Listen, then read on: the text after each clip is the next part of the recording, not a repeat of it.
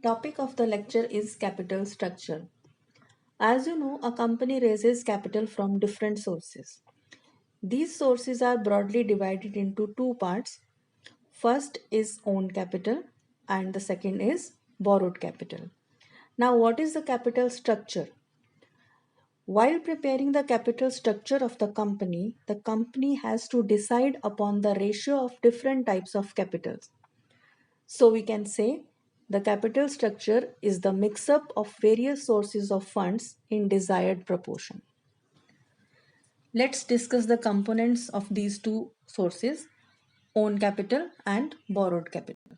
So under the head own capital, we have three components, that is equity share capital, preference share capital and retained earnings. So let's take the equity share capital first. Equity share capital is the basic and the permanent capital of the company. Why it is permanent? Because it will remain with the company throughout the lifetime. It will be repaid only at the time of the liquidation of the company or the winding up of the company.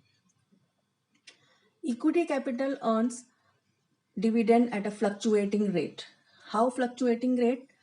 As it is depending on the profits of the company, and every year the company earns different profits. So if the profits are high, dividend will be high. If the profits are less, dividend will be less. This capital is the most risk bearer capital of the company and it is associated with the ownership. Every equity shareholder is the owner of the company. So this is all about the equity share capital. Now come to the preference share capital. Preference share capital is the temporary capital for the company because it has a fixed time period. After the expiry of that fixed time, it is to be returned to the shareholder. It carries fixed rate of dividend also because it has nothing to do with the profits of the company. The rate of dividend which is decided at the time of the issue, company has to pay that fixed rate of dividend every year without fail.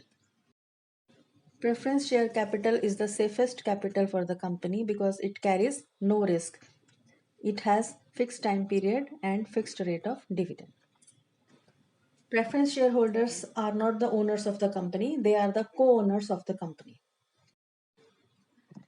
Let's discuss the last component of own capital, that is retained earning.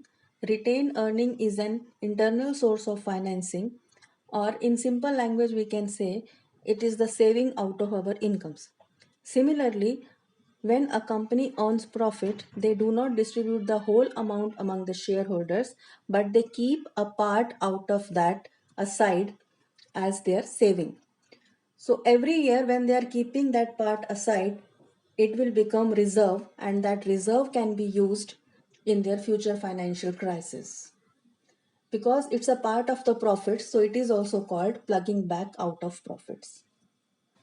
Let's move to the components of the second source, that is borrowed capital.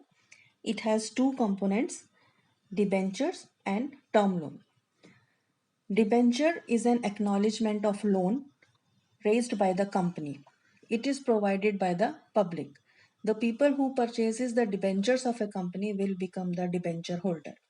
As they have provided the loan to the company, they will become the creditor of the company.